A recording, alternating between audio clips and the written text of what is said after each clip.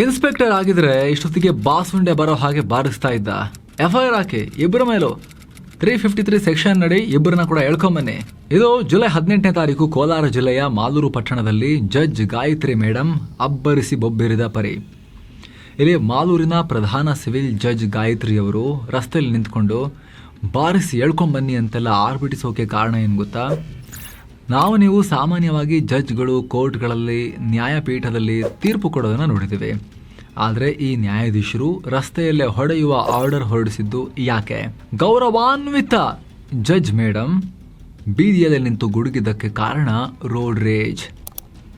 ಕಾರಲ್ಲಿ ಹೋಗುವಾಗ bike rider ಒಬ್ಬ ಓವರ್ಟೇಕ್ ಮಾಡ್ದ ಅಂತ ಜಡ್ಜ್ ಮೇಡಮ್ ಈ ಲೆವೆಲ್ಗೆ ರೊಚ್ಚಿಗೆದ್ರು. ಇದು ಮಾಲೂರಿನ ಕಥೆಯಾದರೆ ಬೆಂಗಳೂರಲ್ಲಿ ವಿಚಾರ ಕೇಳದೇ ಬೇಡ. ಬೆಂಗಳೂರಿನ ರೋಡ್ನಲ್ಲಿ ಜನ ರೊಚ್ಚಿಗೇಳೋದು ತುಂಬ ಕಾಮನ್. ರೊಚ್ಚಿಗೇಳಲಿಲ್ಲ ಅಂದರೆ ಅದು ವಿಶೇಷ. ಮನೆಯಿಂದ ಕಚೇರಿಗೆ, ಕಚೇರಿಯಿಂದ ಮನೆಗೆ ಹೋಗೋಕೆ ರಸ್ತೆಗೆ ಬಂದವರು ಬುಸುಗುಡ್ಕೊಂಡು ಹೋಗ್ತಿರ್ತಾರೆ. ಹಾವುಗಳ ಥರ ಬುಸುಗುಡ್ಕೊಂಡೇ ಓಡಾಡ್ತಿರ್ತಾರೆ. ಹೊಡೆದಾಡ್ಕೊಂಡು ಪೊಲೀಸ್ ಸ್ಟೇಷನ್ಗೆ ಹೋಗ್ತಾನೆ ಇರ್ತಾರೆ. ಕೆಲವರಂತೂ ಕಂಬಿ ಎಣಿಸಿದ್ದಾರೆ. ಮೊದಲೇ ಹೆವಿ ಟ್ರಾಫಿಕ್, ಭಾರಿ ಗುಂಡಿ, ರ್ಯಾಶ್ ಡ್ರೈವಿಂಗ್ ಸೇರಿದ ಹಾಗೆ ಬೆಂಗಳೂರಿನ ರೋಡ್ಗಳಲ್ಲಿ ಹೆಜ್ಜೆಗೊಂದೊಂದು ರಿಸ್ಕ್ಗಳಿವೆ. ಸಾಲದಕ್ಕೆ ಈಗ ರೋಡ್ ರೇಜ್ ಸಂಖ್ಯೆ ಕಾಡ್ಗಿಚ್ಚಿನಂತೆ ಜಾಸ್ತಿ ಆಗ್ತಾ ಇದೆ. ಬೆಂಗಳೂರಿನಲ್ಲಿ ರೋಡ್ ರೇಜ್ ಪ್ರಕರಣಗಳು ಒಂದೇ ವರ್ಷ 3 ಪಟ್ಟು ಏರಿಕೆಯಾಗಿವೆ. ಸಂಭಾವಿತ ಜನ ಬೆಂಗಳೂರಲ್ಲಿ ಗಾಡಿ ಓಡಿಸೋಕು ಮುನ್ನ 1000 ಬಾರಿ ಯೋಚಿಸೋ ರೀತಿಯಾಗಿದೆ ಈಗ. ಅಷ್ಟು ಕೈಮೀರ್ ಹೋಗ್ತಾ ಇದೆ. ಹಾಗಿದ್ರೆ ಏನಿದು ರೋಡ್ ರೇಜ್? ಬೆಂಗಳೂರಿನ ರಸ್ತೆಗಳಲ್ಲಿ ಗಾಡಿ ನಿಲ್ಲಿಸಿ ಗುದ್ದಾಟಕ್ಕೆ ಹೋಗ್ತಿರೋದು ಯಾಕೆ ಜನ? ಕೆಲವರ ಮೆದುಳಿಗದು ಏನು ಆಕ್ರೋಶದ ವೈರಸ್ ಹೊಕ್ಕೊಂಡ್ಬಿಟ್ಟಿದೆ.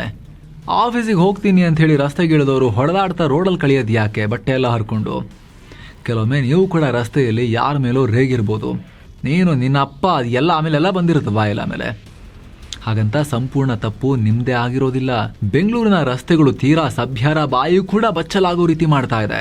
ಬನ್ನಿ ಹಾಗಾದ್ರೆ ಸ್ನೇಹಿತರೆ, ವಿಶೇಷ ವಿಡಿಯೋದಲ್ಲಿ ಇದೆಲ್ಲವನ್ನ ಬ್ರೇಕ್ ಡೌನ್ ಮಾಡೋಣ. ಯಾಕೆ, ಇದಕ್ಕೆ ನಾವು ಏನು ಮಾಡಬಹುದು ಎಲ್ಲ ಚರ್ಚೆ ಮಾಡ್ತಾ ಹೋಗೋಣ. ನೀವು ನೋಡ್ತಾ ಇದ್ದೀರಾ ಮಸ್ತ್ ಮಗ ಚಾನಲ್. ನಾನು ಅಮರ್ ಪ್ರಸಾದ್. ಓವರ್ಟೇಕ್ ಮಾಡಿದಕ್ಕೆ ಬೈದು ಹೊಡೆಸ್ಬಿಟ್ರು ಜಡ್ಜ್ ಮೇಡಮ್. ಪ್ರೀತಿಯ ಸ್ನೇಹಿತರೆ, ಅದು ಜುಲೈ 18 ಬೆಂಗಳೂರಿನ ಪಕ್ಕದಲ್ಲೇ ಇರೋ ಕೋಲಾರ ಜಿಲ್ಲೆಯ ಮಾಲೂರಿನಲ್ಲಿ ಒಂದು ಇನೋವಾ ಕಾರ್ ಹೊರಟಿತ್ತು. ಆಗ ಮಾಲೂರು ಪ್ರಧಾನ ಸಿವಿಲ್ ನ್ಯಾಯಾಧೀಶರಾಗಿದ್ದ ಗೌರವಾನ್ವಿತ ಗಾಯತ್ರಿ ಮೇಡಮ್ ಮತ್ತು ಅವರ ಪತಿರಾಯ ಕಾರ್ನಲ್ಲಿದ್ದರು. ಇವರು ತಮ್ಮ ಖಾಸಗಿ ಕಾರ್ನಲ್ಲಿ ಕೆಲಸಕ್ಕಾಗಿ ಹೊರಟಿದ್ರು. ಈ ವೇಳೆ KM ವಿನಯ್ ಹೆಸರಿನ ಯುವಕ ಬೈಕ್ ಮೇಲೆ ಹೊರಟಿದ್ದ. ಜಡ್ಜ್ ಕೂತಿದ್ದ ಕಾರನ್ನು ಓವರ್ಟೇಕ್ ಮಾಡಿದ್ದ. ಓವರ್ಟೇಕ್ ಮಾಡಿ ಮುಂದಕ್ಕೆ ಹೋಗುವಾಗ ಸ್ವಲ್ಪ ತಿರುಗಿಬಿಟ್ಟು ಸಲಹೆ ಕೊಡೋಣ ಅಂತ ಅನಿಸ್ತು ತನಗೆ. ನಿಧಾನಕ್ಕೆ ಹೋಗ್ರಿ ಅಂತ ಹೇಳಿ ಕೈ ಸನ್ನೆ ಮಾಡಿದ್ದ. ಅಷ್ಟಾಗಿದ್ದೇ ತಡ ಯುವಕನ ಗ್ರಹಗತಿ ಎಲ್ಲ ಚೇಂಜ್ ಆಗಿ ಗ್ರಹಚಾರ ಟರ್ನ್ ಆಗಿಬಿಡ್ತು. ಬೈಕ್ ಸವಾರನನ್ನ ಜಡ್ಜ್ ಮೇಡಮ್ ಇದ್ದ ಕಾರು ಬೆನ್ನಟ್ಕೊಂಡು ಹೋಯ್ತು, ಫಾಲೋ ಮಾಡ್ತು. ಜಡ್ಜ್ ಗೌರವಾನ್ವಿತ ಗಾಯತ್ರಿ ಮೇಡಮ್ ಬೈಕ್ ಸವಾರನ ನಿರ್ಮಾಣ ಹಂತದ ಮನೆ ತನಕ ಚೇಸ್ ಮಾಡ್ಕೊಂಡು ಹೋದ್ರು. ಮನೆ ಬಳಿ ಕಾರ್ನಿಂದ ಇಳಿದ ಜಡ್ಜ್ ಮೇಡಮ್ ಬೈಕ್ ಸವಾರ ಮತ್ತು ಕುಟುಂಬದವರನ್ನ ಹಿಗ್ಗಾಮುಗ್ಗಾ ಬೈದಿದ್ದಾರೆ. ಸ್ಥಳಕ್ಕೆ ಪೊಲೀಸರನ್ನ ಕರೆಸಿದ್ದಾರೆ. ಕರೆದಿರೋದು ಜಡ್ಜ್ ಬೇರೆ. ಓಡೋಡಿ ಬಂದು ನಮಸ್ತೆ ಮೇಡಮ್ ಅಂತ ಹೇಳಿದ ಪೊಲೀಸ್ ಬೈಕ್ ಸವಾರ ವಿನಯ್ಗೆ ಏನೋ ನೀನು ಮಾಡಿರೋದು ಅಂತ ಕಪಾಳಕ್ಕೆ ಬಾರಿಸೇ ಬಿಟ್ಟಿದ್ದಾರೆ. ಬೀದಿಯಲ್ಲಿ ನಿಂತು ಜಡ್ಜ್ ಮೇಡಮ್ ಹೇಳಿದ್ರು ಅಂತ ತಕ್ಷಣ ಹೊಡೆಯೋಕ್ಕೆ ಪೊಲೀಸರಿಗೆ ಅಧಿಕಾರ ಇಲ್ಲ ಆ್ಯಕ್ಚುಲಿ. ಆದರೂ ಇದಾಗೋಯ್ತು. ಮೈ ಲಾರ್ಡ್ ಹೇಳಿದ್ಮೇಲೆ ಮಾಡಬೇಕಾಗತ್ತಾ? ಇದಾದ ಬಳಿಕವೇ ಜಡ್ಜ್ ಮೇಡಮ್ ಇನ್ಸ್ಪೆಕ್ಟರ್ ಆಗಿದ್ರೆ ಇಷ್ಟೊತ್ತಿಗೆ ಬಾಸುಂಡೆ ಬರೋ ಹಾಗೆ ಬಾರಿಸ್ತಾ ಇದ್ದ ಅಂಥೇಳಿ ಅಬ್ಬರಿಸಿದ್ರು. ನಾನು ಕಮ್ಮಿ ಮಾಡ್ತಾ ಇದ್ದೀನಿ ಆ್ಯಕ್ಚುಲಿ ಅಂಥೇಳಿ. ಅಷ್ಟು ಮಾತ್ರ ಅಲ್ಲ, ಜಡ್ಜ್ ಪೊಲೀಸರಿಗೆ ಹೇಳಿ ಬೈಕ್ ಸವಾರನ ಕುಟುಂಬದ ವಿರುದ್ಧವೇ ಕೇಸ್ ಕೂಡ ಮಾಡಿಸಿದ್ರು. KM ವಿನಯ್ ತಾಯಿ ಕವಿತಾ ಮತ್ತು 70 ವರ್ಷದ ವೃದ್ಧ ಅಜ್ಜ P ವೆಂಕಟೇಶ್ ವಿರುದ್ಧ FIR ಹಾಕಿಸಿದ್ರು. ಪೊಲೀಸರು ಇವ್ರನ್ನ ಬಂಧಿಸಿ ಬಳಿಕ ಸ್ಟೇಷನ್ ಬೇಲ್ ಮೇಲೆ ಬಿಡುಗಡೆ ಮಾಡಿದ್ರು. ರಸ್ತೆ ನಿಯಮ ಉಲ್ಲಂಘನೆ ಮಾಡಿದ್ದಕ್ಕೆ ಪೊಲೀಸರು 6,000 ದಂಡ ಕಟ್ಟಿ ಅಂತ ವಿನಯ್ಗೆ ತಾಕೀತು ಮಾಡಿದ್ರು. ನ್ಯಾಯಾಧೀಶರು ವಿನಯ್ ಕುಟುಂಬದ ಮೇಲೆ ರೇಗಾಡೋ ವಿಡಿಯೋ ವೈರಲ್ ಆಗಿ ಸಾರ್ವಜನಿಕರ ಕೆಂಗಣ್ಣಿಗೆ ಗುರಿಯಾಯಿತು. ಇದಾದ ಬಳಿಕ ಸ್ವತಃ ಗೌರವಾನ್ವಿತ ಜಡ್ಜ್ ಗಾಯತ್ರಿ ಮೇಡಮ್ ತಮ್ಮ ಅಬ್ಬರದ ವಿಡಿಯೋವನ್ನು ಸೋಷಿಯಲ್ ಮೀಡಿಯಾಗಳಿಂದ ಡಿಲೀಟ್ ಮಾಡಿಸಬೇಕು ಅಂತ ತಾವೇ ಆದೇಶ ಹೊರಡಿಸಿದ್ರು. ತಮ್ಮದ ಕೇಸ್ ತಮ್ಮಿಂದಲೇ ಆದೇಶ. ಅಷ್ಟಾದರೂ ಕೂಡ ವಿಚಾರ ತಣ್ಣಗಾಗಲಿಲ್ಲ. ಬೆಂಗಳೂರಿನ ವಕೀಲರೇ ಮೈಲಾರ್ಡ್ ಅಂತ ಹೇಳಿ ವಾದ ಮಾಡೋ ವಕೀಲರೇ ರೊಚ್ಚಿಗೆದ್ದು ಬಿಟ್ರು. ಬೆಂಗಳೂರಿನ ವಕೀಲರ ಸಂಘದವರು ಜಡ್ಜ್ ಗಾಯತ್ರಿ ಮೇಡಮ್ ಅವರನ್ನ ಅಮಾನತು ಮಾಡಬೇಕು ಅಂತ ಕೋಲಾರ ಜಿಲ್ಲೆಯ ಉಸ್ತುವಾರಿ ಮತ್ತು ಆಡಳಿತಾತ್ಮಕ ನ್ಯಾಯಮೂರ್ತಿ SR ಕೃಷ್ಣಕುಮಾರ್ ಅವರಿಗೆ ಮನವಿ ಮಾಡಿದ್ರು. ಈ ನಡುವೆ ವಿನಯ್ ಕುಟುಂಬ ತಮ್ಮ ವಿರುದ್ಧದ FIR ರದ್ದುಪಡಿಸಬೇಕು ಅಂತ ಕೋರಿ ಹೈಕೋರ್ಟ್ಗೆ ಅರ್ಜಿ ಹಾಕಿದ್ರು. ಈ ಅರ್ಜಿ ವಿಚಾರಣೆ ನಡೆಸಿದ ನ್ಯಾಯಮೂರ್ತಿ ಎಂ ನಾಗಪ್ರಸನ್ನ ಅವರಿದ್ದ ಹೈಕೋರ್ಟ್ನ ಏಕಸದಸ್ಯ ಪೀಠ ಮಾಲೂರು ಜಡ್ಜ್ ಗಾಯತ್ರಿ ಅವರಿಗೆ ಛೀಮಾರಿ ಹಾಕ್ತು. ಜಡ್ಜ್ ಆಗಿರೋ ಕಾರಣಕ್ಕೆ ಗಾಯತ್ರಿ ಅವರು ಇಡೀ ಮಾಲೂರನ್ನ ತಮ್ಮ ಫೀಫ್ಡಮ್ ಅಂತ ಅನ್ಕೊಂಡಿದ್ದಾರೆ, ಖಾಸಗಿ ಆಸ್ತಿ ಅಂತ ಅನ್ಕೊಂಡಿದ್ದೀರಾ ಅಂತ ಜಾಡಿಸಿದ್ರು. ಬೈಕ್ ಸವಾರ ತಮ್ಮನ್ನ ಓವರ್ಟೇಕ್ ಮಾಡಿದ್ದಕ್ಕೆ ತಮ್ಮ ಈಗೋ ಹರ್ಟ್ ಆಯಿತು ಅಂತ ಗಾಯತ್ರಿ ದರ್ಪ ತೋರಿಸಿದ್ದಾರೆ ಅಂತ ಹೈಕೋರ್ಟ್ನ ನ್ಯಾಯಮೂರ್ತಿಗಳು ಚಾಟಿ ಬೀಸಿದ್ರು. ಜಡ್ಜ್ ಗಾಯತ್ರಿ ಮೇಡಮ್ ತಮ್ಮ ವೈರಲ್ ವಿಡಿಯೋವನ್ನು ತಾವೇ ಡಿಲೀಟ್ ಮಾಡುವಂತೆ ಆದೇಶ ಕೊಟ್ಟಿದ್ದನ್ನು ಕೂಡ ಅದನ್ನು ನೋಡಿ ನ್ಯಾಯಮೂರ್ತಿ ನಾಗಪ್ರಸನ್ನ ಅವರು ಪ್ರಸನ್ನರಾಗಲಿಲ್ಲ. ಅವರಿಗೆ ಬೇಸರ ಆಯಿತು. ಅವರು ತರಾಟೆಗೆ ತಗೊಂಡ್ರು. ತಮ್ಮದೇ ಕೇಸ್ ತಮ್ಮದೇ ಆದೇಶನ ಏನ್ರಿ ಇದು ಅಂಥೇಳಿ ಗರಂ ಆಗಿಬಿಟ್ರು ಅವರು. ವಿನಯ್ ಕುಟುಂಬದ ವಿರುದ್ಧದ FIRಗೆ ತಡೆ ನೀಡಿ ಆದೇಶ ಹೊರಡಿಸಿದ್ರು. ಅಷ್ಟೇ ಅಲ್ಲ, ಜಡ್ಜ್ ಗಾಯತ್ರಿ ಅವರ ವರ್ತನೆ ಕುರಿತು ಹೈಕೋರ್ಟ್ನ ಮುಖ್ಯ ನ್ಯಾಯಮೂರ್ತಿಗಳ ಗಮನಕ್ಕೆ ತರುವಂತೆ ಆದೇಶ ನೀಡಿದ್ರು. ಇಷ್ಟೆಲ್ಲ ನಡೆದ ಮೇಲೆ ಮಾಲೂರು ಜಡ್ಜ್ ಆಗಿದ್ದ ಗೌರವಾನ್ವಿತ ಮೈ ಲಾರ್ಡ್ ಗಾಯತ್ರಿ ಮೇಡಮ್ ಅವರ ಎತ್ತಂಗಡಿಯಾಗಿದೆ. ಜಡ್ಜ್ ಗಾಯತ್ರಿ ಅವರನ್ನ ಮಾಲೂರಿನಿಂದ ಬೀದರ್ ಜಿಲ್ಲೆಯ ಹುಮನಾಬಾದ್ ಪ್ರಧಾನ ಸಿವಿಲ್ ಜಡ್ಜ್ ಮತ್ತು JMFC ಕೋರ್ಟ್ಗೆ ವರ್ಗಾವಣೆ ಮಾಡಲಾಗಿದೆ. ಈ ಕುರಿತು ಹೈಕೋರ್ಟ್ ರಿಜಿಸ್ಟ್ರಾರ್ ಚಂದ್ರಶೇಖರ್ ರೆಡ್ಡಿ ಬುಧವಾರ ಆದೇಶ ಹೊರಡಿಸಿದ್ದಾರೆ. ಈ ಘಟನೆ ಅಧಿಕಾರ ದುರುಪಯೋಗಕ್ಕೆ ದಿ ಬೆಸ್ಟ್ ಎಕ್ಸಾಂಪಲ್ ಆಗಿದ್ರೂ ಕೂಡ ಇದರಲ್ಲಿ ಮತ್ತೊಂದು ಎಳೆ ಕೂಡ ಇದೆ. ಅದುವೇ ರಸ್ತೆಗಳಲ್ಲಿ ಏರ್ತಿರೋ ಜನರ ಟೆಂಪ್ರೇಚರ್, ರೋಡ್ ರೇಜ್, ಆಕ್ರೋಶದ ವೈರಸ್ ಹೊಕ್ಕೊಳ್ತಾ ಇದೆ ರೋಡಿಗೆ ಬಂದ ತಕ್ಷಣ. ರಾಜಧಾನಿ ಬೆಂಗಳೂರಿನಲ್ಲಂತೂ ಈ ರೋಡ್ ರೇಜ್ಗಳು ರೇಜ್ಗೆ ಹುಟ್ಟಿಸುವ ಮಟ್ಟಿಗೆ ಹೆಚ್ಚಾಗಿವೆ. ಸಣ್ಣ ಪುಟ್ಟದ್ದಕ್ಕೂ ಕಿರಿಕ್, ಬೆಂಗಳೂರಲ್ಲಿ ಮಾರಾಮಾರಿ. ಸ್ನೇಹಿತರೆ, ರೋಡ್ ರೇಜ್ ಅಂದರೆ ವಾಹನ ಸವಾರರು ರಸ್ತೆಯಲ್ಲಿ ತೋರುವ ಕೋಪಾತೋಪ, ಕಂಟ್ರೋಲ್ ಮಾಡೋಕೆ ಆಗದ ರೋಷಾವೇಶ, ಒಬ್ಬ ಚಾಲಕ ಮತ್ತೊಬ್ಬ ಚಾಲಕನನ್ನು ಬೈಯೋದು, ನಿಲ್ಲಿಸೋದು, ಹೊಡೆಯೋಕೆ ಹೋಗೋದು, ಕಡೆಗೆ ಹೊಡೆದಾಡೋದು. 2023 ಬಳಿಕ ಬೆಂಗಳೂರಿನ ಪೊಲೀಸರು ಇಂತಹ ಪ್ರಕರಣಗಳನ್ನು ಪ್ರತ್ಯೇಕವಾಗಿ ನೋಡೋಕೆ ಶುರು ಮಾಡಿದ್ದಾರೆ. ಆ ವರ್ಷ ಬೆಂಗಳೂರಲ್ಲಿ 34 ರೋಡ್ ರೇಜ್ ಕೇಸ್ ದಾಖಲಾಗಿದ್ವು. 2024ರಲ್ಲೂ ಇವುಗಳ ಸಂಖ್ಯೆ ಹೆಚ್ಚು ಕಮ್ಮಿ ಹಾಗೇ ಇತ್ತು, 32 ಆಗಿತ್ತು. ಆದರೆ 2025ರಲ್ಲಿ ಕಳೆದ ವರ್ಷ ರೋಡ್ ರೇಜ್ಗಳ ಸಂಖ್ಯೆ ಏಕಾಏಕಿ ಬಾಂಬ್ ಥರ ಸ್ಫೋಟ ಆಗಿದೆ. 2024ಕ್ಕೆ ಹೋಲಿಸಿದ್ರೆ 3 ಪಟ್ಟು, ಸೀದಾ 3 ಪಟ್ಟು 95 ರೋಡ್ ರೇಜ್ ಕೇಸ್ಗಳು ದಾಖಲಾಗಿವೆ. 2026ರಲ್ಲಿ ಕಮ್ಮಿ ಇದೆಯಾ? ಇನ್ನೂ ಜಾಸ್ತಿ ಆಗಿದೆ. 2026ರ ಅರ್ಧ ವರ್ಷದಲ್ಲೇ 60 ಆಗೋಗ್ಬಿಟ್ಟಿದೆ ಕೇಸಸ್. ಮೊದಲ 6-7 ತಿಂಗಳಲ್ಲಿ 60 ಕೇಸ್ ಆಗಿವೆ. ಈ ಕೇಸ್ಗಳಲ್ಲಿ ಪೊಲೀಸರು 120 ಜನರನ್ನ ಅರೆಸ್ಟ್ ಕೂಡ ಮಾಡಿದ್ದಾರೆ. ಎಂಥ ಪರಿಸ್ಥಿತಿ ನೋಡಿ. ಯಾವುದೇ ಹಳೆ ದ್ವೇಷ ಇಲ್ಲ, ವ್ಯವಸ್ಥಿತ ಕ್ರಿಮಿನಲ್ ಷಡ್ಯಂತ್ರ ಪಿತೂರಿ ಇಲ್ಲ, ಯಾರಿಂದಲೂ ₹1 ತಗೊಂಡಿಲ್ಲ, ₹1 ಕದ್ದಿಲ್ಲ. ಸುಮ್ಮನೆ ನಡು ರಸ್ತೆಯಲ್ಲಿ ಹೋಗುವಾಗ ಟೆಂಪ್ರೇಚರ್ ರೈಸ್ ಮಾಡಿಕೊಂಡು, ಮರ್ಯಾದೆ ಕಳ್ಕೊಂಡು, ಹೊಡೆದಾಡ್ಕೊಂಡು, ಬಟ್ಟೆ ಹರ್ಕೊಂಡು ಕಂಬಿ ಎಣಿಸ್ತಾ ಇದ್ದಾರೆ. ಈ ಆಗಸ್ಟ್ ತಿಂಗಳಲ್ಲೇ 3-4 ಜನ ಹೊಡೆದಾಡ್ಕೊಂಡಿದ್ದಾರೆ. ಬೈಕ್ ಸವಾರರು, ಆಟೋ ಚಾಲಕರು, ಕಾರ್ ಚಾಲಕರು, ಹೀಗೆ ಅಲ್ಲಲ್ಲಿ ಹೊಡೆದಾಟ ನಡೀತಾನೇ ಇದೆ. ಅದಕ್ಕೆ ಸ್ನೇಹಿತರೆ ಸ್ಪೆಷಲ್ ರಿಪೋರ್ಟ್ ಮಾಡಿರೋದು. ಸಣ್ಣ ವಿಚಾರ ಅಂತ ಅನ್ಕೊಳಕ್ಕೆ ಹೋಗ್ಬಿಟ್ಟಿದ್ದೇನೆ, ತುಂಬ ಗಂಭೀರ ವಿಚಾರ. ಪ್ರತಿಯೊಬ್ಬರಿಗೂ ಶೇರ್ ಮಾಡಿ ಸ್ನೇಹಿತರೆ, ಮಿಸ್ ಇಲ್ಲದೆ. ಸಣ್ಣ ಪುಟ್ಟ ಘಟನೆಗಳು ಕೂಡ ರೋಡಲ್ಲಿ ಹೊಡೆದಾಡೋ ಕಾರಣ ಆಗ್ತಾ ಇದೆ. ಕೆಲವರು ಜೀವನನೇ ಹಾಳಾಗ್ತಿದೆ. ಇಡೀ ಜೀವಮಾನದ ರೆಪ್ಯುಟೇಷನ್ ಡ್ಯಾಮೇಜ್ ಆಗ್ತಿದೆ. ಗೌರವಾನ್ವಿತ ಗಾಯತ್ರಿ ಮೇಡಮ್ ಅವರು ಕೂಡ ಎಷ್ಟು ಘನತೆವೆತ್ತ ವ್ಯಕ್ತಿ, ಎಂಥ ರೆಪ್ಯುಟೇಷನ್, ಎಂಥ ಪ್ರೊಫೈಲ್ ಇತ್ತು. ಸಡನ್ ಆಗಿ ರಸ್ತೆಯಲ್ಲಿ ಒಂಚೂರು ಟೆಂಪ್ರೇಚರ್ ಜಾಸ್ತಿಯಾಗಿ ಹೋಗಬೇಕಾದ್ರೆ ಸ್ವಲ್ಪ ಆಕ್ರೋಶ ಉದ್ಭವ ಆಗಿ ಒಳಗಡೆ ಏನೆಲ್ಲ ಆಯಿತು ನೋಡಿ ಲಾಸ್ಟಿಗೆ. ಹಾಗಿದ್ರೆ ಯಾಕೆ ಹಿಂಗೆ ಆಗ್ತಿದೆ? ಎಲ್ರಿಗೂ ಹಿಂಗೆ ಆಗ್ತಿದೆಯಲ್ಲ, ಸಾಮಾನ್ಯ ಜನರಿಂದ ಹಿಡಿದು ಘನತೆವೆತ್ತ ಪ್ರೊಫೈಲ್ನಲ್ಲಿರೋರಿಗೂ ಹಿಂಗೆ ಆಗ್ತಿದೆಯಲ್ಲ ಯಾಕೆ? ರೋಡ್ಗೆ ಇಳಿದ ತಕ್ಷಣ ಪಿತ್ತನೆತ್ತಿಗಿರೋದು ಯಾಕೆ? ಬೆಂಗಳೂರಲ್ಲಿ ಇನ್ನೂ ಜಾಸ್ತಿ ಯಾಕೆ? ಟ್ರಾಫಿಕ್ ಜಾಮ್, ಗುಂಡಿ, ಸುದೀರ್ಘ ಪ್ರಯಾಣದ ಸಿಟ್ಟು. ಸ್ನೇಹಿತರೆ, ಸ್ಟಡಿಗಳ ಪ್ರಕಾರ ಪೀಕ್ ಅವರಲ್ಲಿ ಬೆಂಗಳೂರಲ್ಲಿ ಕೇವಲ 14 ಕಿಲೋಮೀಟರ್ ಹೋಗೋಕೆ ಭರ್ತಿ 1 ಗಂಟೆ ಟೈಮ್ ಬೇಕು. ಬರೀ 1 ಕಿಲೋಮೀಟರ್ ದೂರ ಹೋಗೋಕೆ 3.5 ನಿಮಿಷ ಹಿಡಿಯುತ್ತೆ. ಈ ಟ್ರಾಫಿಕ್ನಿಂದ ಆಫೀಸ್ಗೋ, ಮನೆಗೋ ಅಥವಾ ಯಾವುದೋ ಅರ್ಜೆಂಟ್ ಕೆಲಸಕ್ಕೋ ಅಂತ ಹೊರಟಿರೋರಿಗೆ ಅಂದುಕೊಂಡಿದ್ದಕ್ಕಿಂತ ಜಾಸ್ತಿ ಲೇಟ್ ಆಗ್ತಿರುತ್ತೆ. ಲೇಟ್ ಆದರೆ ಆಫೀಸ್ನಲ್ಲಿ ಬಾಸ್ ಬೈತಾರೆ ಅನ್ನೋ ಟೆನ್ಷನ್, ಮನೆಗೆ ಬೇಗ ಹೋಗಿಲ್ಲ ಅಂದರೆ ಹೆಂಡತಿ ಬೈತಾರೋ ಅನ್ನೋ ಟೆನ್ಷನ್, ಅಥವಾ ಗಂಡ ಬೈತಾರೋ ಅನ್ನೋ ಟೆನ್ಷನ್, ಮಕ್ಕಳು ಕಾಯ್ತಿರ್ತಾರೆ ಅನ್ನೋ ಟೆನ್ಷನ್, ಯಾವುದೋ ಹಾಸ್ಪಿಟಲ್ಗೆ ಅರ್ಜೆಂಟಾಗಿ ಹೋಗಬೇಕು ಅನ್ನೋ ಟೆನ್ಷನ್, ಕೋರ್ಟಿಗೆ ಹೋಗ್ಬಿಟ್ಟು ಅರ್ಜೆಂಟ್ ಒಂದು ಇಂಪಾರ್ಟೆಂಟ್ ತೀರ್ಪು ಕೊಡಬೇಕು, ಟೈಮ್ ಆಯಿತು, ಎಲ್ಲ ಕಾಯ್ತಿರ್ತಾರೆ ಅನ್ನೋ ಟೆನ್ಷನ್.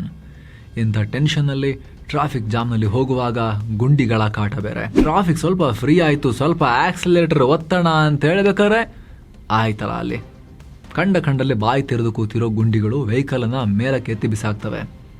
ಇದರಿಂದ ಪ್ರಯಾಣ ಮತ್ತಷ್ಟು ಸ್ಲೋ ಆಗುತ್ತೆ. ಫಾಸ್ಟ್ ಮಾಡೋಕೆ ಹೋದರೆ ಆಕ್ಸಿಡೆಂಟ್ ಆಗುತ್ತೆ. ರೋಡ್ ರೇಜ್ ಅಲ್ಲ, ಆಕ್ಸಿಡೆಂಟ್ ಆಗಿಬಿಡುತ್ತೆ. ನಿಧಾನವೇ ಪ್ರಧಾನ ಅಂತಾರೆ, ಆದರೆ ಬೆಂಗಳೂರಲ್ಲಿ ನಿಧಾನವೇ ಜಗಳಕ್ಕೆ ಕಾರಣ ಆಗ್ತಾ ಇದೆ. ಮನೋವೈದ್ಯರ ಪ್ರಕಾರ ಸ್ಲೋ ಮೂವಿಂಗ್ ಟ್ರಾಫಿಕ್ನಲ್ಲಿ ಸಿಕ್ಕಾಕೊಂಡವರಿಗೆ ಫ್ರಸ್ಟ್ರೇಷನ್ ಅನ್ನ ಸಹಿಸಿಕೊಳ್ಳೋ ಶಕ್ತಿ ತುಂಬಾ ಕಮ್ಮಿ ಇರುತ್ತೆ. ಸಹ ಪ್ರಯಾಣಿಕರೇನಾದ್ರೂ ಒಂದು ಸಣ್ಣ ತಪ್ಪು ಮಾಡಿದ್ರು ಕೂಡ ಅವ್ರ ಮೇಲೆ ರೇಗಬೇಕು ಅನಿಸುತ್ತೆ. ಓವರ್ಟೇಕ್ ಮಾಡುವಾಗ ಯಾರಾದ್ರೂ ಜಾಗ ಬಿಟ್ಕೊಡ್ಲಿಲ್ಲ ಅಂತ ಇಟ್ಕೊಳ್ಳಿ, ಅಥವಾ ಯಾರಾದ್ರೂ ಸಡನ್ ಆಗಿ ಓವರ್ಟೇಕ್ ಮಾಡಿದ್ರು ಅಂತ ಇಟ್ಕೊಳ್ಳಿ, ಹೇಳ್ದೆ ನುಗ್ಗುಬಿಟ್ಟು, ಅಥವಾ ನೇರವಾಗಿ ಹೋಗ್ತಿರೋರು ಎದುರಿನ ಗುಂಡಿಯನ್ನು ವಾಹನವನ್ನು ತಪ್ಪಿಸೋಕೆ ಸ್ವಲ್ಪ ಕಟ್ ಹೊಡೆದ್ರು ಅಂತ ಇಟ್ಕೊಳ್ಳಿ, ಆಗ ಸವಾರರಿಗೆ ಸಿಕ್ಕಾಪಟ್ಟೆ ಏಕಾಏಕಿ ಸಿಟ್ಟು ಬಂದ್ಬಿಡುತ್ತೆ. ಬುಸ್ಗುಡೋಕೆ ಶುರು ಮಾಡ್ತಾರೆ. ಇವ್ರಿಗೆ ಹೆಂಗೆ ಅನ್ಸಕ್ಕೆ ಶುರು ಆಗುತ್ತಂದ್ರೆ, ಆ ಇನ್ನೊಬ್ಬ ಗಾಡಿಯವನು ನಮ್ಮ ಜಾಗಕ್ಕೆ ಬಂದುಬಿಟ್ಟಿದ್ದಾನೆ, ಇದು ನನ್ನ ಜಾಗ, ನನ್ನ ಟೆರಿಟರಿ, ಇದು ನನ್ನ ಕೋಟೆ, ಇದು ಇಲ್ಲಿಗೆ ಬಂದುಬಿಟ್ಟಿದ್ದಾನೆ, ಇಲ್ಲಿ ನನಗೆ ಮಾತ್ರ ಜಾಗ ಇರಬೇಕು ಅನ್ನೋ ಫೀಲ್ಗೆ ಮನಸ್ಸು ಆ ಕ್ಷಣದಲ್ಲಿ ಥಿಂಕ್ ಮಾಡಿಬಿಡುತ್ತೆ. ಆರ್ಭಟ ಶುರು ಆಗಿಬಿಡುತ್ತೆ. ಮನೆಗೆ ಹೋಗಬೇಕು, ಲೇಟ್ ಆಗಿದೆ, ಆಫೀಸಲ್ಲಿ ಲೇಟ್ ಆಗುತ್ತೆ, ಕೋರ್ಟಲ್ಲಿ ತೀರ್ಪು ಕೊಡೋಕ್ಕಿದೆ, ಎಲ್ಲ ಮರೆತು ಹೋಗಿ ರೋಡಲ್ಲಿ ವೆಹಿಕಲ್ ನಿಲ್ಲಿಸಿ ಜಗಳ ಶುರು, ಕಾರ್ ಕೊಡೋಕೆ ಶುರು, ಆಕ್ರೋಶವನ್ನ ಕಾರ್ ಕೊಡೋಕೆ ಶುರು ಮಾಡ್ಕೊಂಡ್ಬಿಡ್ತಾರೆ. ಇನ್ನು ಕೆಲವರು ಟ್ರಾಫಿಕ್ ಸಿಗ್ನಲ್ಗಳಿಗೂ ಕೇರ್ ಮಾಡಲ್ಲ. ಸಣ್ಣ ಸಣ್ಣ ಗ್ಯಾಪ್ನಲ್ಲೇ, ಸೈಕಲ್ ಹೋಗೋ ಗ್ಯಾಪ್ನಲ್ಲಿ ನುಗ್ಗುಬಿಟ್ಟು ಮುಂದಕ್ಕೆ ಹೋಗಿಬಿಡಬೇಕು ಅಂತ ನುಸುಳ್ತಾರೆ. ಇದರಿಂದ ಟ್ರಾಫಿಕ್ ರೂಲ್ಸ್ ಫಾಲೋ ಮಾಡೋ ಸವಾರಿಗೂ ಟ್ರಿಗರ್ ಆಗುತ್ತೆ. ಹಿಂದ್ಗಡೆಯಿಂದ ಮುಂದೆ ಗುದ್ದಿ ಡ್ಯಾಮೇಜ್ ಮಾಡಿರ್ತಾರೆ. ಇಳಿದುಬಿಟ್ಟು ಮತ್ತೆ ಜಗಳ, ಗಾಡಿ ಅಡ್ಡ ಹಾಕೊಂಡು ಜಗಳ. ಕೆಲವರಂತೂ ಓವರ್ಟೇಕ್ ಮಾಡೋ ಆತುರದಲ್ಲಿ ವಾಹನಗಳಿಗೆ ಟಚ್ ಕೂಡ ಮಾಡ್ತಾರೆ. ಟಚ್ ಆದರೆ ಮುಗಿದ ಕತೆ. ಒಂದೋ ಕೇಳಿದಷ್ಟು ಹಣ ಕೊಡಬೇಕು, ಇಲ್ಲ ಅಂದರೆ ಹೊಡೆದಾಡ್ಕೊಂಡು ಪೊಲೀಸ್ ಸ್ಟೇಷನ್ಗೆ ಹೋಗಬೇಕು. ಇನ್ನು ಕೆಲವರ ಅಹಂಕಾರ, ಈಗೋ ಕೂಡ ರೋಡ್ ರೇಜ್ಗೆ ಕಾರಣ. ಕೆಲವರು ಎಲ್ಲವನ್ನ ಪರ್ಸ್ನಲ್ ಆಗಿ ತಗೊಳ್ತಾರೆ. ನಾನು ಯಾರು, ನನ್ನ ಲೆವೆಲ್ ಏನು, ನನಗೆ ಸೈಡ್ ಕೊಡೋಲ್ವಾ, ನಾನು ಓವರ್ಟೇಕ್ ಮಾಡೋದಾ, ನನಗೆ ಕೈ ತೋರಿಸಿ ಹೋಗೋದಾ, ಹಿಡ್ಕೊಳ್ಳೋ ಅವನನ್ನ ಅಂಥೇಳಿ ಜಗಳ ಶುರು. ಕೆಲವರು ನಾವು ಮಾತ್ರ ಸರಿ, ಉಳಿದವರೆಲ್ಲರೂ ತಪ್ಪು ಅನ್ನೋ ಮೈಂಡ್ ಸೆಟ್ನಲ್ಲೂ ಇರ್ತಾರೆ. ಇದರಿಂದ ಭಾರತದ ರೋಡ್ಗಳು ಡೇಂಜರಸ್ ಆಗ್ತವೆ. ಯಾವ ಏಡ್ಯಾಸ್ ಇದನ್ನು ಕಾಪಾಡ್ತಾ ಇಲ್ಲ. ಸ್ನೇಹಿತರೆ, ಕೇವಲ ಬೆಂಗಳೂರಿನ ಸಮಸ್ಯೆ ಅಲ್ಲ, ಇಡೀ ದೇಶದಲ್ಲೇ ರೋಡ್ ರೇಜ್ಗಳ ಸಂಖ್ಯೆ ಏರ್ತಾ ಇದೆ. ಬೇರೆ ಕಡೆ ಈ ಕೇಸ್ಗಳನ್ನ ಸರಿಯಾಗಿ ರೆಕಾರ್ಡ್ ಮಾಡ್ತಿಲ್ಲ ಜಾಸ್ತಿ ಅಂತ ನೀವು ಅನ್ಕೋಬಹುದು. ಹಾಗಿದ್ರೆ ಈ ರೋಡ್ ರೇಜ್ಗೆ ಪರಿಹಾರ ಏನು? ಬನ್ನಿ ಅದನ್ನ ಕೂಡ ನಾವು ಅರ್ಥ ಮಾಡ್ಕೊಳ್ಳೋಣ ಸ್ನೇಹಿತರೆ. ಇದನ್ನು ಪಾಲಿಸಿದ್ರೆ ಅನಗತ್ಯವಾಗಿ ಕೋರ್ಟು ಕಚೇರಿ ಎಲ್ಲದನ್ನು ತಪ್ಪಿಸಿ ಮಾನಸಿಕ ನೆಮ್ಮದಿಯನ್ನು ಕೂಡ ಕಾಪಾಡ್ಕೊಳ್ಬೋದು. ಮೆಂಟಲ್ ಹೆಲ್ತ್ ಕೂಡ ಇಂಪ್ರೂವ್ ಆಗುತ್ತೆ. ಡೈಲಿ ಟ್ರಾಫಿಕಲ್ಲಿ ಓಡಾಡೋರು ತುಂಬ ಇಂಪಾರ್ಟೆಂಟ್ ಇದು. ಅದಕ್ಕೆ ಹೇಳಿದವಾಗಲೇ ಎಲ್ಲರಿಗೂ ಶೇರ್ ಮಾಡಿದ್ದೇನೆ ಅಂತ. ಸ್ಮೈಲ್ ಮಾಡಿ ಸಾರಿ ಕೇಳಿ, ರೋಡ್ ರೇಜ್ನಿಂದ ಬಚಾವಾಗಿ. ಸ್ನೇಹಿತರೆ, ಮೊದಲನೇದಾಗಿ ಸರ್ಕಾರ ರಸ್ತೆಗಳಲ್ಲಿ ಎಲ್ಲ ಗುಂಡಿಗಳನ್ನು ಮುಚ್ಚಿ ಒಳ್ಳೆ ರೋಡ್ ಮಾಡಿದ್ರು ಕೂಡ ತುಂಬಾ ರೋಡ್ ರೇಜ್ ಗಲಾಟೆಗಳನ್ನು ತಪ್ಪಿಸ್ಬೋದು. ಯಾಕಂದ್ರೆ ಅವಾಗಲೇ ಹೇಳಿದಾಗೆ ಗುಂಡಿ ತಪ್ಪಿಸೋಕೆ ಅಂತಲೇ ಸಡನ್ ಆಗಿ ಸ್ಲೋ ಮಾಡೋದು, ಸಡನ್ ಆಗಿ ಪಕ್ಕಕ್ಕೆ ಹೊಡ್ಕೊಳ್ಳೋದು, ಇದೆಲ್ಲ ಮಾಡಿ ಗಲಾಟೆ ಆಗೋದು. ಇನ್ನು ಕೆಲ ಕಡೆ ಗುಂಡಿ ಅಲ್ಲ, ಅನಗತ್ಯ ಉಬ್ಬು ತಗ್ಗುಗಳ ಪ್ರಾಬ್ಲಮ್, ಅನ್ಸೈಂಟಿಫಿಕ್ ಹಂಪ್ಗಳು, ಇದರಿಂದಲೂ ಕೂಡ ವಾಹನ ಸವಾರರು ಕೈಯಲ್ಲಿ ಜೀವ ಹಿಡ್ಕೊಂಡೇ ಡ್ರೈವ್ ಮಾಡಬೇಕಾಗಿದೆ. ಸೊ ಸ್ನೇಹಿತರೆ, ದಯವಿಟ್ಟು ಸ್ವಲ್ಪ ಮನೆಯಿಂದ ಬೇಗ ಹೊರಡಿ. 10-15 ನಿಮಿಷ ಬೇಗ ಹೊರಟ್ರೆ ಲೇಟ್ ಆಗಿಬಿಡುತ್ತೆ ಅನ್ನೋ ಟೆನ್ಷನ್ ಇರೋದಿಲ್ಲ.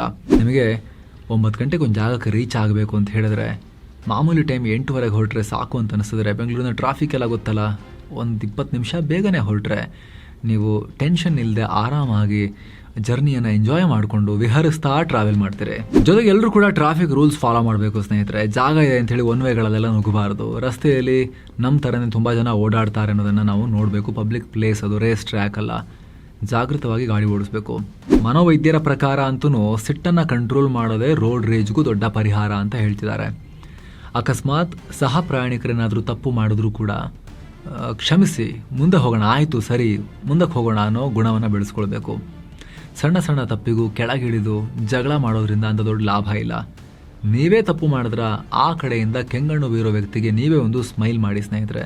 ಸಾರಿ ಬ್ರೋ, ಸಾರಿ ಸಿಸ್ ಅಂತ ಹೇಳಿಬಿಟ್ಟು ಮುಂದಕ್ಕೆ ಸಾಗಿ. ಜೊತೆಗೆ ಮಾತನಾಡಬೇಕಾದ್ರೆ ಏರು ಧ್ವನಿಯಲ್ಲೇ ಜಗಳ ಆಡಕ್ಕೆ ಹೋದರೆ ಅದು ಎಂಡ್ ಆಗಲ್ಲ. ಇನ್ನೊಬ್ಬ ವ್ಯಕ್ತಿಗೆ ಇನ್ನೂ ಪೆತ್ತನೆ ತೆಗಿರುತ್ತೆ, ಅವನು ಟ್ರಾಫಿಕಲ್ಲಿ ಇರೋದಲ್ವಾ. ಸೊ ಸ್ಮೂತ್ ಆಗಿ ಹ್ಯಾಂಡಲ್ ಮಾಡಿ ಸ್ನೇಹಿತರೆ. ಜೊತೆಗೆ ಸ್ನೇಹಿತರೆ, ಯಾರಾದರೂ ಬಸ್ ಚಾಲಕರು, ವಿಶೇಷವಾಗಿ ಸರ್ಕಾರಿ ಬಸ್ಗಳ ಚಾಲಕರು ಯಾರಾದರೂ ಕೂಡ ಬಾಯಿಗೆ ಬಂದ ಹಾಗೆ ಗಾಡಿ ಓಡಿಸೋರು ಕಂಡು ಬಂದರೆ ನಿಮಗೆ, ಅವ್ರನ್ನ ನೀವು ಅಲ್ಲೇ ಜಗಳ ಆಡೋಕ್ಕೆ ಹೋಗೋದ್ರಲ್ಲಿ ಅರ್ಥ ಇಲ್ಲ. ಅವುಗಳ ವಿಡಿಯೋ ರೆಕಾರ್ಡ್ ಮಾಡ್ಕೊಳ್ಳಿ, ಅದನ್ನು ಸೋಷಿಯಲ್ ಮೀಡಿಯಾದಲ್ಲಿ ಹಾಕಿ ಸಂಬಂಧಪಟ್ಟ ಇಲಾಖೆಗೆ ಟ್ಯಾಗ್ ಮಾಡಿ, ಸಂಬಂಧಪಟ್ಟ ಸಾರಿಗೆ ನಿಗಮಕ್ಕೆ ಟ್ಯಾಗ್ ಮಾಡಿ ಸ್ನೇಹಿತರೆ. ಆ ಮೂಲಕ ಅದನ್ನು ಪಬ್ಲಿಕ್ ಡಿಸ್ಕಷನ್ಗೆ ಹೇಳ್ಕೊಂಬನ್ನಿ. ನೀವು ಕ್ಯಾಪ್ಚರ್ ಮಾಡಿದಾಗ ವಿಜುವಲ್ ಎವಿಡೆನ್ಸು ಇರುತ್ತೆ, ನಂಬರ್ ಪ್ಲೇಟ್ ಇರುತ್ತೆ. ಈಸಿಯಾಗಿ ಅವರು ಕೂಡ ಅವರ ಸಿಬ್ಬಂದಿ ಹತ್ರ ಮಾತಾಡಿಕೊಂಡು ಅವ್ರನ್ನ ಸ್ವಲ್ಪ ರಿಪೇರಿ ಮಾಡ್ಬೋದು. ಅದು ಬಿಟ್ಟು ಸುಮ್ಮನೆ ಹೊಡೆದಾಡ್ಕೊಂಡು, ಸುಮ್ಮನೆ ಯಾರೋ ಪರಿಚಯ ಇಲ್ಲ, ಯಾವುದೇ ಹಳೆ ದ್ವೇಷ ಇಲ್ಲ, ಆದರೂ ಕೂಡ ಸುಮ್ಮನೆ ಪೊಲೀಸ್ ಕೇಸ್ ಮಾಡ್ಕೊಂಡು ಪರಿವರ್ತನೆ ಆಗಿಬಿಟ್ರೆ ಇಡೀ ಜೀವನದ ಸಮಯ, ಶಕ್ತಿ, ನೆಮ್ಮದಿ ಎಲ್ಲ ಹಾಳಾಗುತ್ತಲ್ವಾ. ಹೀಗಾಗಿ ತಾಳ್ಮೆ ತುಂಬ ಮುಖ್ಯ. ಇದಾಗಿತ್ತು ಸ್ನೇಹಿತರೆ ನಿಮಗೆ ಡೀಟೇಲ್ ಆಗಿದ್ರ ಬಗ್ಗೆ ಮಾಹಿತಿ ಕೊಡೋ ಪ್ರಯತ್ನ. ಅನ್ನೆಸೆಸರಿ ರೋಡಲ್ಲಿ ಏನೆಲ್ಲ ಆಗ್ತಿದೆ ಅಂಥೇಳಿ, ಅದನ್ನು ಹೇಗೆ ಅವಾಯ್ಡ್ ಮಾಡ್ಬೋದು ಅಂಥೇಳಿ ದಯವಿಟ್ಟು ಇದನ್ನು ಪ್ರತಿಯೊಬ್ಬರಿಗೂ ಶೇರ್ ಮಾಡಿ ಸ್ನೇಹಿತರೆ. ಹಾಗೆ ಸ್ನೇಹಿತರೆ, ಕಡೆದಾಗಿ ನಿಮ್ಮಲ್ಲಿ ಒಂದು ಮನವಿ, ವಿಡಿಯೋ ಕೆಳಗಿರೋ ಜಾಯಿನ್ ಬಟನ್ ಮೂಲಕ ಆಸಕ್ತ ವೀಕ್ಷಕರು ನಮ್ಮ ಚಾನಲ್ಗೆ ಮೆಂಬರ್ಸ್ ಆಗಿ ಜಾಯಿನ್ ಆಗ್ಬೋದು. ಆವಾಗ ಮೆಂಬರ್ಗಳಿಗೋಸ್ಕರ ನಾವು ಮಾಡ್ತಿರೋ ಪ್ರತ್ಯೇಕ ವಿಡಿಯೋಸ್, ಇನ್ನು 100 ವಿಡಿಯೋಸ್ ಆಲ್ರೆಡಿ ಪಬ್ಲಿಷ್ ಆಗಿದ್ದಾವೆ. ನೀವು ನಮ್ಮ ಚಾನಲ್ ಮೆಂಬರ್ಶಿಪ್ ಟ್ಯಾಬ್ಗೆ ಹೋದರೆ ಎಲ್ಲ ಕಾಣುತ್ತೆ. ಒಂದ್ಸಲ ಗ್ಲಾನ್ಸ್ ಮಾಡಿ ನೋಡಿ, ನಿಮಗೆ ಅದು ಯೂಸ್ಫುಲ್ ಅಂತ ಅನ್ಸಿದ್ರೆ ಆಮೇಲೆ ನೀವು ವಿಡಿಯೋ ಕೆಳಗಿರೋ ಜಾಯಿನ್ ಬಟನ್ ಮೇಲೆ ಕ್ಲಿಕ್ ಮಾಡಿ ನಮ್ಮ ಚಾನಲ್ಗೆ ಮೆಂಬರ್ಸ್ ಆಗಿ ಜಾಯಿನ್ ಆಗಿ ಮೆಂಬರ್ಶಿಪ್ ಫ್ಯಾಮಿಲಿಯ ಸದಸ್ಯರಾಗ್ಬೋದು ನಮ್ಮೊಂದಿಗೆ. ಆಸಕ್ತರು ಚೆಕ್ ಮಾಡಿ ಸ್ನೇಹಿತರೆ. ಮತ್ತೆ ಭೇಟಿ ಆಗ್ತಿರೋಣ. ನಮಸ್ಕಾರ.